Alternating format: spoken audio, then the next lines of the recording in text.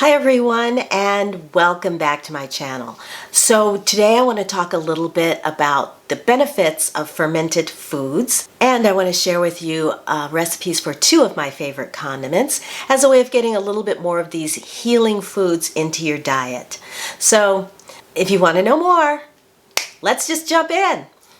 So let's talk about the benefits of fermented foods for a second.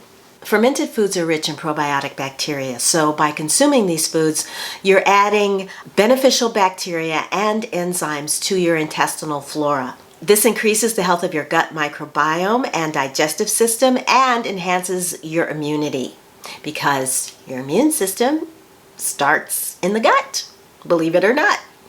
Fermenting grows healthy bacteria that your gut loves.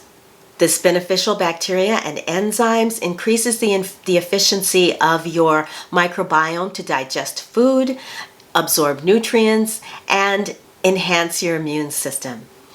Good bacteria gets rid of bad bacteria and pathogens that you may ingest during the course of the day. Bacteria diversity is needed to synthesize certain vitamins like B1, B2, B3, B5, B6, B12, and vitamin K. It protects you from many chronic diseases like obesity, asthma, and IBS. And it helps restore balance to your gut after taking antibiotics. So when you're looking for foods that contain healthy bacteria, look for variety. Yes, there are things like yogurt and kefir and refrigerated live sauerkraut, refrigerated pickles, kimchi, and kombucha. But many fermented foods you can make right in your own kitchen. And today I'm showing you two of my favorite homemade condiments, fermented mustard and fermented relish. And as a side note, I recently ran out of my mustard, and so I noticed that Whole Foods had a corn-free mustard, so I thought I'd give it a try. And I didn't like it as much as mine. It didn't have quite as much flavor as mine does. So there you go.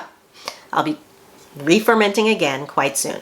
So most of these mustard recipes that you find online use the whole grain mustard as the base, but I wanted just your standard yellow mustard base. So that's what I'm going to make today, and I'm going to show you how I do it. So I have all my ingredients here, and this is the jar that I'm going to use. The ingredients are going to be mustard seed. That's what we're going to start with. And because, as you can see, I'm almost out, I'm just going to make it according to what's left in this jar. So that's about 1/4 cup of mustard. And then we just adjust the rest of the ingredients according to that. And they are going to be garlic powder, turmeric powder, a little organic raw honey, and a little lemon juice, and then the star ingredient is this fermented sauerkraut. We're going to use the juice from this to ferment it, or that's going to be our fermenting agent, is the juice from the sauerkraut. It's about 1/2 teaspoon of garlic powder, 1/4 teaspoon of salt. This is about 1/2 teaspoon of turmeric, and then raw honey. The honey is to your taste. Need another spoon. And I don't like it too sweet. I don't want this to be honey mustard, so whatever this is, like maybe 1/2 teaspoon. I've got about 1 teaspoon of lemon juice.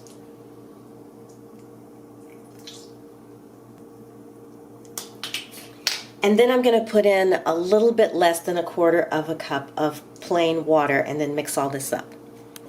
You kind of have to eyeball the water, and you can also mix this, I put the lid on this and shake it up. But what you don't want is for it to be too thin. And this is, you can use a little more.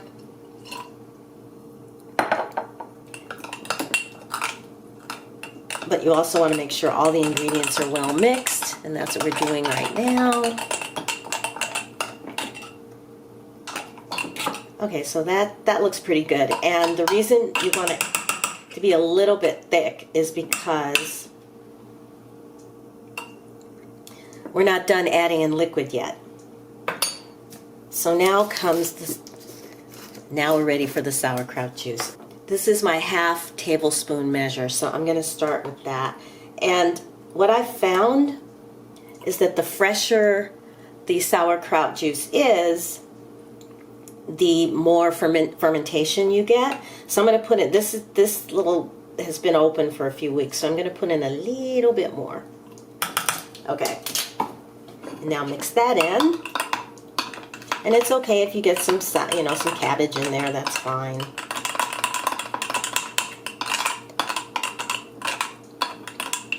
All right. So now you can see that's still not well mixed, but that's much thinned out a lot, and that's what you want. As it ferments, it will thicken up. Trust me. The last thing I did before putting on the top was to do a taste test, and I felt like it needed a little bit more honey. So I mixed that in, made sure everything was mixed up really well, and now we're going to take this and we're going to set this aside inside a cool, dark cabinet for 3 days. That is the hardest thing about this recipe, is waiting for that 3-day ferment. But I would have a little label on top, and I will put today's date on it so that and time. And then 3 days from now, I will open this up and I'll show you what the fermentation has done. When you taste it right now, it has a strong bitterness to it, but that will get milder as it ferments. All right, be back in 3 days.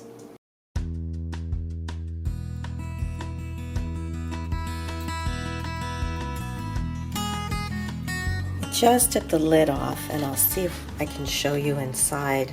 There's little bubbles just on the surface. I don't think we're going to get enough light in here. Yeah, I don't know. Hopefully you can see there's tiny little bubbles on the surface.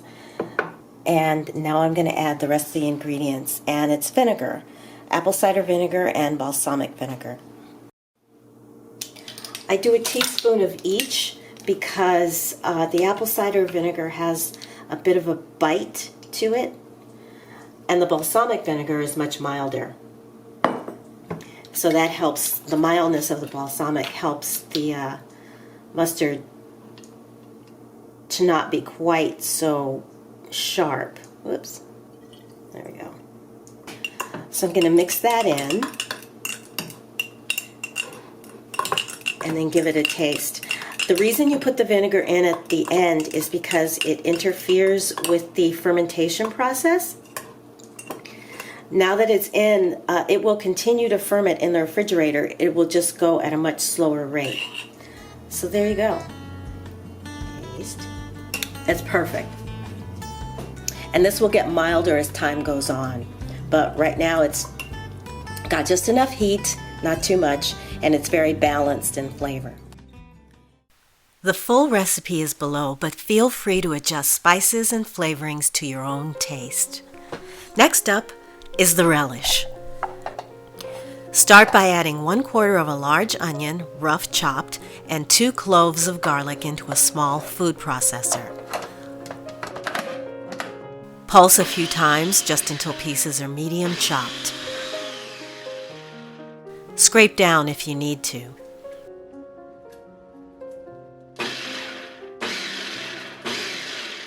Add in the cucumber, which has been cut into large chunks.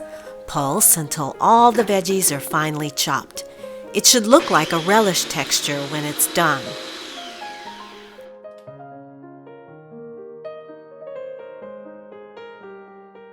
At this point, add in a 1/2 teaspoon of sea salt and a 1/2 teaspoon of celery seed. And adding mustard seed would be traditional, but since I don't have any, I'm adding in powdered ginger, which turned out to be really good. A few more quick pulses to blend, then strain for 30 minutes to get all of the excess water out. So what I'm saying here is that if you're like me and raw onions and garlic causes you to have tummy upset, remember that the fermenting process removes the raw quality, making them more digestible. Now in a separate bowl, mix 1 tablespoon of honey and the juice of fermented raw sauerkraut. You can use homemade or buy it fresh from the store. We need 2 tablespoons of the juice.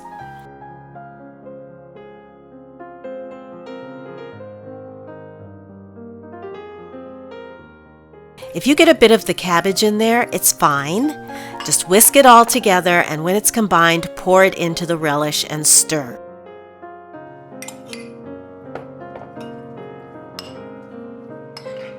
Spoon the relish mixture into a mason jar.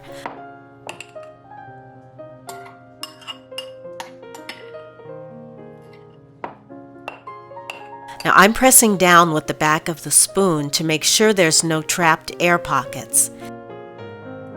Add in just enough of the leftover juice to make sure the vegetable mix is completely covered.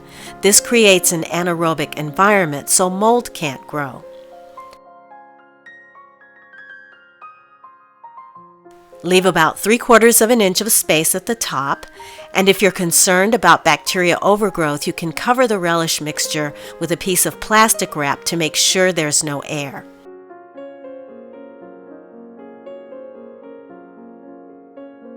You see, air will kill your ferment.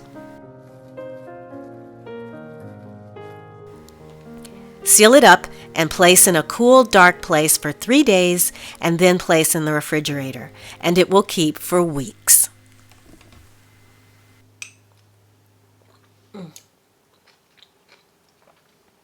So good. Hey guys, I'm just jumping in here really fast to share some information that I think some of you might be interested in. I wanted to let you know that starting tomorrow, November 7th, Perfect Supplements is having its biggest sale of the year, bigger than Black Friday. They make my favorite protein powder, as many of you already know, and other supplements and superfoods. All Perfect brand products are going to be 33% off on their site, and you can stack my coupon code DIVA10 for an additional 10% off your order. Oh, and although the sale officially starts tomorrow, they're going to open up their website at 5 p.m. today, 5 p.m. Eastern Time, for all their sale prices. So if you want to get an early start, you can do it today. So if you love Perfect Supplements as much as I do, now is the perfect time to stock up on some of your favorites. The sale goes until Wednesday, and I will have all the links and details in the description bar below. Okay, back to the video. Thank you so much for watching. If you enjoyed this video, please give it a thumbs up, and if you'd like to see more, please consider subscribing. I make videos once a week, usually on Saturdays, and sometimes I throw in a bonus. So if you want to see more from me, then hit that subscription bell. So if you want to see more from me, then hit the subscription button and the notification bell so you won't miss a thing. Thank you guys so much for watching. Thank you for your comments and for hanging out with me, and I will see you again in my next video very, very soon. And until then, I'm wishing you a wonderful day, a wonderful week. Take good care of yourselves, and I will talk to you again very, very soon. Bye!